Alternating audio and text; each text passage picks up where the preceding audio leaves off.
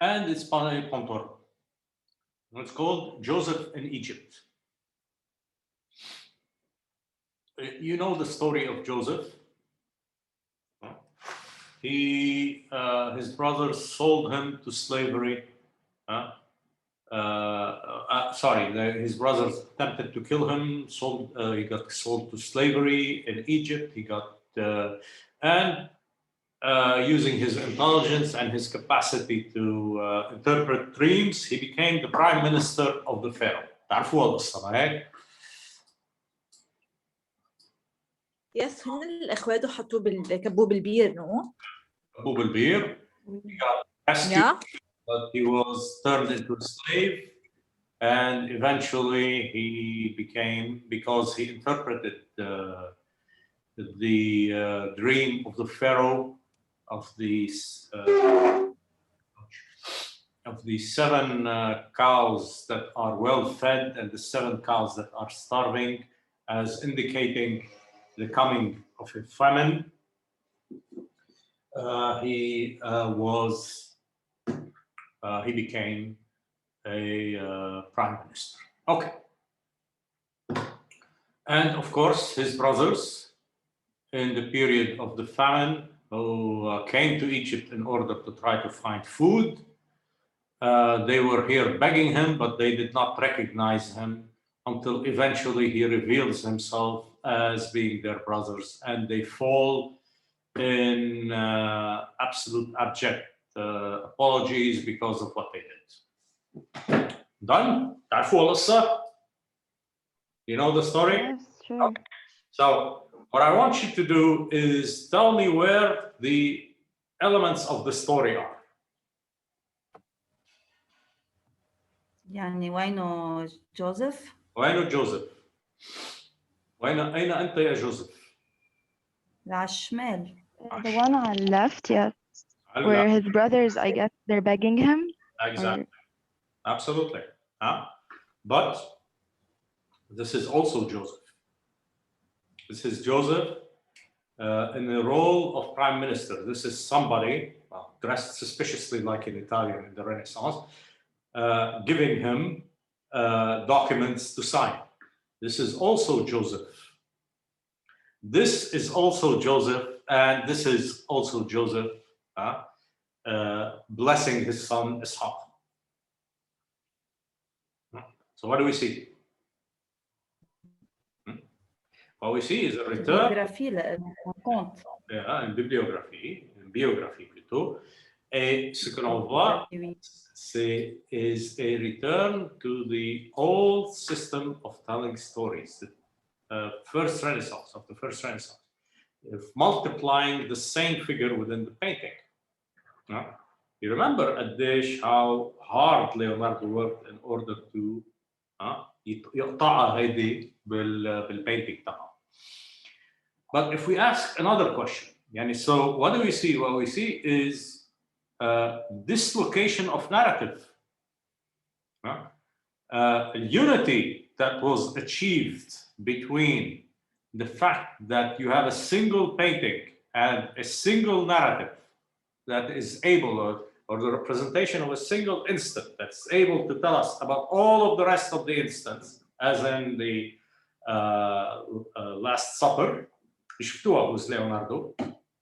تتذكروا هيك؟ This is abandoned. إذا بسألكم سؤال تاني، وين النص تبع التابلو؟ Where is the center of the painting? عينكم أول محل ضربت وين؟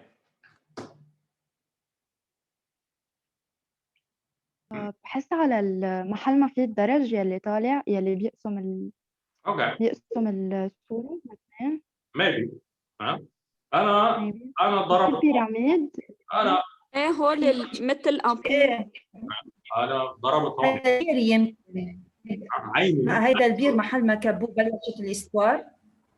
Yeah, maybe. I'm trying to find out. Yeah, maybe. It could be. يكون البير واخواته كبوه فيه. This is where, but you notice something. Yes, go ahead. Who's talking? أنا بس فضلت متأخر على الصف واي فاي بس عن شو كنتوا عم تحكوا؟ Okay, so what do we see then?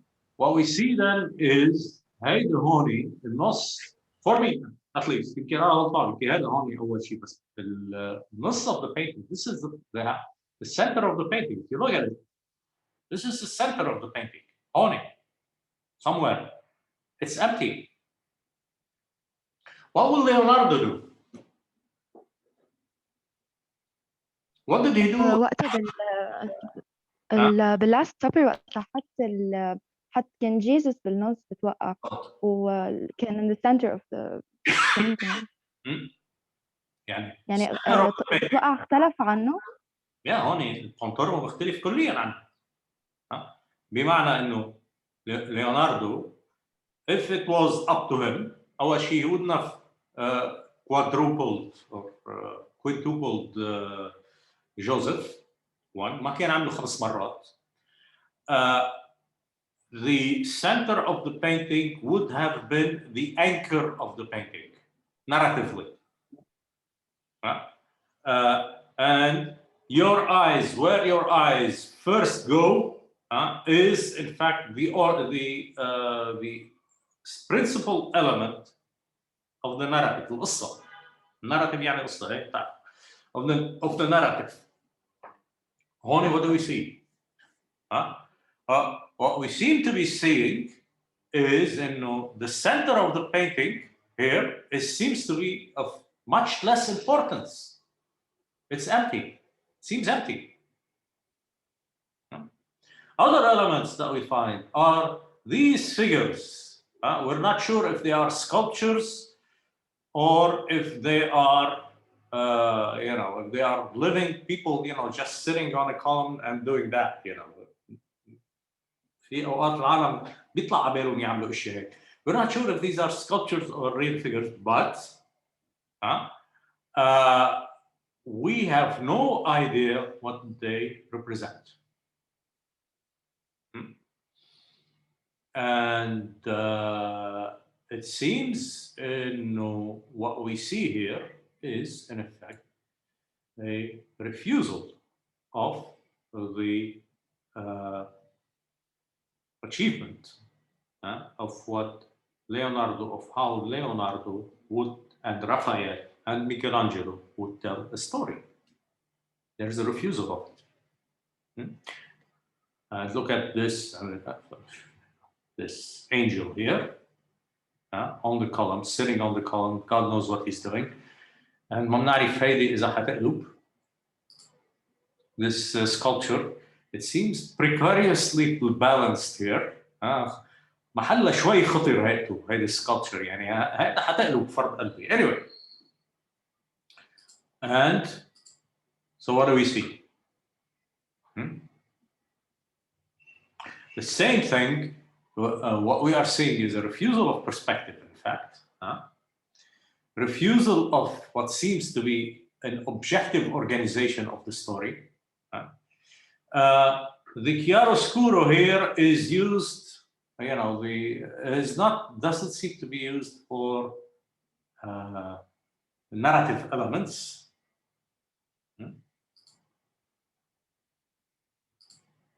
And look at this one. Again, we're in the center of the painting. If you look at the center of the painting, here it is, somewhere around here. Here. And فاضي. Absolutely, مثل هيك. And well, what is this story? This is a Madonna and child with saints. عظيم. This is the Madonna. We know this as the Madonna. She's wearing blue over red. This is the child Jesus. This is Saint John the Baptist. This is Saint Jerome. This is Saint Francis. This is Saint Joseph. This is probably Saint John. Okay. نعرفهم كلهم. But you notice something. ما في حدا عم يطلع بالمسيح. لاحظتوا هذا الشيء؟ ما في غير سان فرانسيس عم يطلع بالمسيح. Isn't this strange? أول شيء the painting has no center. The center is empty. The narrative center of the story is المسيح. بالقصة الأساس تبع الستوري هو المسيح. ما في حدا عم يطلع فيه. Nobody's looking at him. This angel is looking up. Virgin is looking at Saint Joseph. Saint Joseph is looking upwards. This is Saint Jerome looking outside. This is Saint John looking at us. This is Saint John the Baptist. This is Saint John looking at us also. Nobody's looking at the Christ. This is unheard of in the history of art. When in the history of art, when you had a representation of Christ, the majority of the figures, at least the majority of the figures, would be either looking at him or talking about him. Nothing. And in effect, what we have is two different, opposed approaches to painting. In Leonardo's work, all the figures are in fact going inwards. The frame of the painting, what it does is contain almost the totality of the artwork.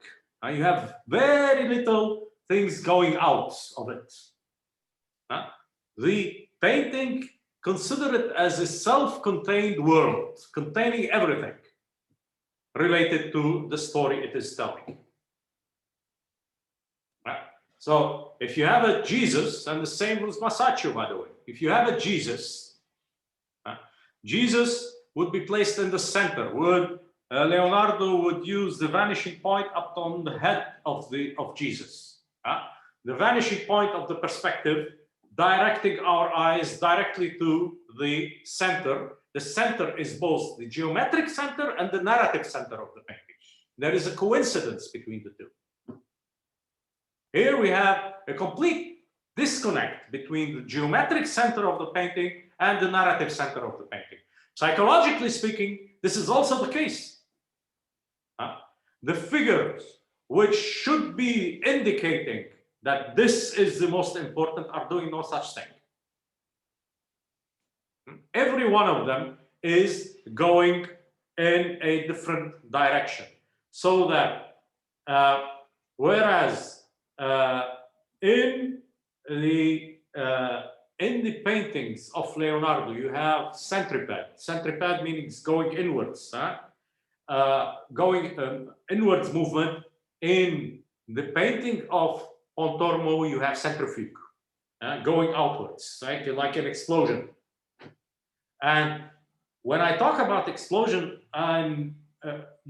it's almost metaphorical, in the sense of that you have taken all of the elements of the painting and you have like thrown them away, like you've taken a glass and thrown it to the floor, and it broke. You've taken all of the elements of Leonardo and you've thrown them away. You've disconnected them. There are other things in these paintings that are profoundly different. Among them is this figure. This is a deposition. It's not Pieta, it's a deposition. It's when the Christ was brought down from the cross. Okay? And of course, this is the Virgin, representation of the Virgin. These people are bringing down Christ, bringing Christ down. But I want you to notice something in this painting. Look at the body of this figure. What is the color of the body of this figure? You notice this? Did you notice the difference between the legs and the upper torso? Yeah, yeah. The legs are brown. They're not natural, almost natural color. The torso is pink. Why? Well, the reason here is in effect because here there is pink, and here there is pink. And what he wanted to do was create a pyramid. So what did he do? He had two choices. He could use color in order to represent reality. He would have had to represent the torso the same color as this, or he could use color to create a harmony, a visual harmony within the painting. What do we see? What he chose, what Pontormo chose, was to use color for not naturalism, not a representation of nature as it is, but for it was a formal decision. It was an aesthetic decision. What is this? This is a disconnect between the painting and its referent, between the painting and reality. It's not a full disconnect, but in the choice between creating a beautiful painting, harmonious painting, colorfully harmonious painting, or creating a natural painting, Pontormo privileged visual harmony. This disconnect, this kind of disconnect, we're not going to see until the 20th century, where the Fauve, for instance, Henri Matisse, for instance, among them, flamenco, etc. What they did, for instance, okay, the painting needs a color, needs the face to be green. Well, they're going to paint the face green. لأنه الobjective طبعا is not to paint the face as it is, but to create a harmony, a visual harmony within the painting. The hair needs to be violet. They're going to create the hair violet. This is what Pontormo did. And it's in that sense that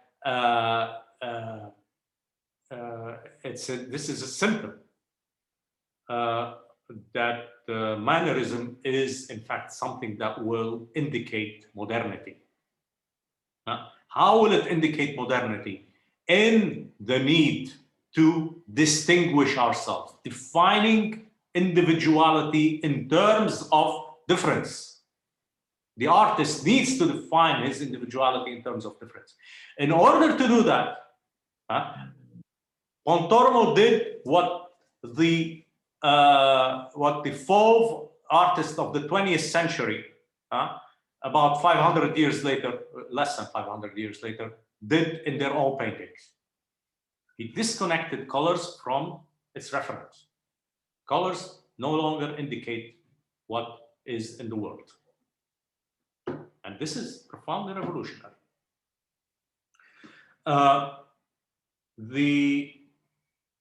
Okay, I will stop here for 10 minutes and then we will continue with this painting, which is absolutely fascinating. All right? All right. Okay, so we return at 1:12. Okay. Okay, I'll do it.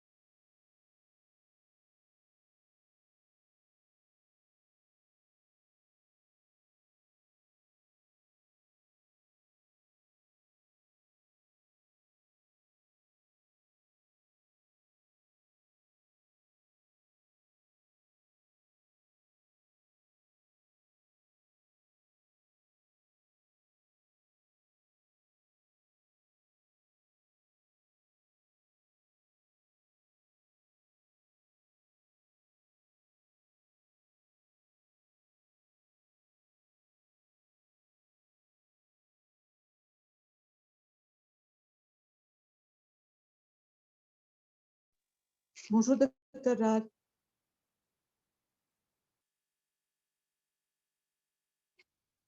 هاي راغدة. موجود. Oui, bonjour. دكتور راد عطينا 10 minutes break. ايه انا بس ميرسي حبيبي، ميرسي على لك. دكتور رالف سوري انا كمان تاخرت، كنت مع بنتي عند الحكيم، هلا لا قدرت فوت بس لاعطي خبر. ميرسي. ميرسي هنا. anytime.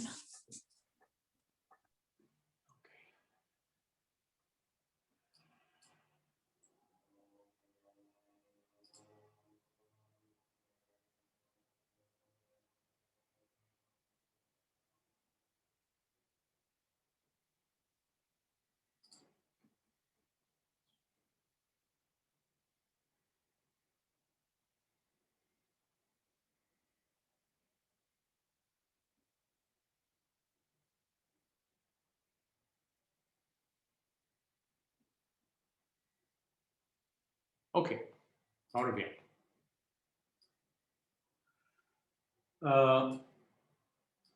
So another aspect of these paintings, un autre aspect de ces peintures, c'est la référence des œuvres antérieures. The other is a reference to, another aspect is a reference to previous artworks. And you see that in the, okay, upgrade, we still have 10 minutes, okay. And you see that in the representation here, that you see it, of the Christ. The very direct reference is the hand of Christ in Michelangelo's artwork. But whereas in Michelangelo, so why is that particular? Well, this is a kind of strategy that will be frequently used by the Mannerist artists, these kinds of references to previous artworks. What do these references imply? Well, among other things that they imply is the idea of looking at reality through a particular prism. يعني تطلع بليوناردو Leonardo كل شغله is based on extensive observations of reality. Tout son travail est basé sur des observations très, très étendues, très détaillées de la réalité. What does this mean? What it means is, throughout his career, à travers sa carrière, ces observations de la réalité qui se manifestaient dans la peinture, his observations of reality which manifested in his painting, led to his work on anatomy, led to his works on optics, led to his works on geometry, etc. Among other things. The study of the wings of birds in order to reproduce the wings of angels, etc.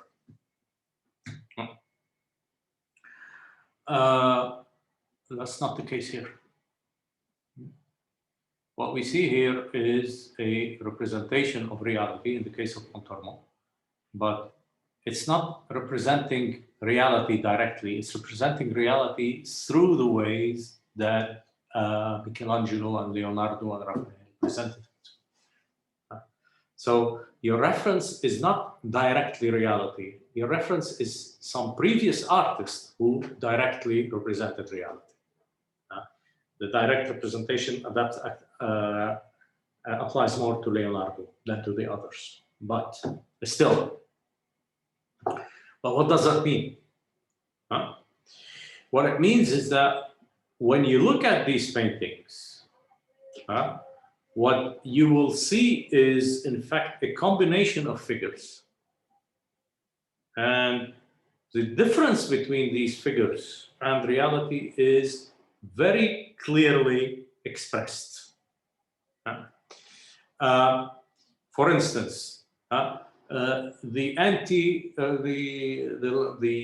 weakened naturalism of this image. تطلع بهذه الإيمج. Yes, أكيد it's referencing Michelangelo. تطلع بهذه الإيمج. Look at the way that his feet are are touching the ground. Would this be the feet of somebody who's carrying the body of a man who's 70 or 80 kilos? هيك بيكونوا إجرين. Look at how small they are. Again, Yeah, exactly. all of these elements are distortions to the representation of reality. Leading one of my old professors, Monsieur Alain Framboise, to describe Mannerism as the first artworks that use collage. Not in the sense of collage, cutting off paper, no, but collage in the sense of, taking figures from previous artists and, slapping them on the painting, as in this case, where the artist, Pontormo, has taken the figure of the Christ and slapped it on the painting here, again, of course, with a certain amount of modifications. This opposition to naturalism is also manifest in the psychology. Psychologically speaking, there is a level of theatricality in the work of Pontormo. Yes, there is expression of بس بتحسوا بالاصطناعية. You find you have an impression, hard to explain, an impression of something artificial. That she is not in pain. She is playing the role of somebody, the figure. She's not in pain, is not in pain, but is playing the role of somebody who is in pain. And this artificiality, we might call it bad acting, but in fact, it will become increasingly something that will be assumed. C'est quelque chose qui est complètement assumé, qui est accepté, something that is accepted within the painting. Even an effect that is thought, comme un effet qu'on recherche. Just to indicate, because of these particularities, Mannerists have been attacked for a very long time. And they were, in fact, re-evaluated in the 1980s as, in fact, great artists, and they are great artists. We have to admit. I'll just show you, for instance, this extraordinary representation of an angel by Pontormo. These are great artists. But why were they attacked? Precisely because they destroyed, subtly, but in a very real manner, they destroyed the harmony, the world description, the harmonious world description proposed by the Renaissance. This also applies to portraiture. Portraiture becomes a theatrical, artificially theatrical event. The representation of this Monsignor de la Casa, painted in between 1541 and 1544, is in fact wholly artificial. I want you to look at the head and compare it to the body. I want you to look at the shoulders. The shoulders end here. You see that? This is, in fact, at the neck. The neck is elongated. At the hands, which are represented as huge. All of these distortions that we see in these paintings are very, very particular. If you count the number of heads in that body, I would say 1, 2, 3, 4, 5.5. Already at the half of the body, you have 5.5 heads. So if you continue, you would have a body of something like 12, 13, 14 heads. You've studied anatomy. قديش usual percentage. Compare this number of heads here to Leonardo. This is much more realistic. This is 1 to 8. Whereas here, what we have is something like 1 to 12, 1 to 13, 1 to 14, something immense. طلع بالايدان، قد ايه طولهم هول الايدان؟ يعني هيدا اذا واقف ونزل ايديه بدقوا بالارض. So why did he do that? Well, again, this is related to something he identified in Michelangelo's work. Michelangelo did this, but to a lesser degree. If you look at the representation of Christ in the Last Judgment, Christ is about 10 heads, if I'm not mistaken. This leads to the impression that you are looking at a giant. This is gigantism. Well, what did Pontormo do? Because he's not looking at reality, he's looking at Michelangelo. What he did was, okay, I accept this, but I want to differentiate myself from Michelangelo. How do I do that? بزيدة exactement. بزيدة بالمعنى اللبناني. حاج بزيدة. Whereas he took something like 10 heads, Michelangelo, this guy, he did it something like 14. Okay,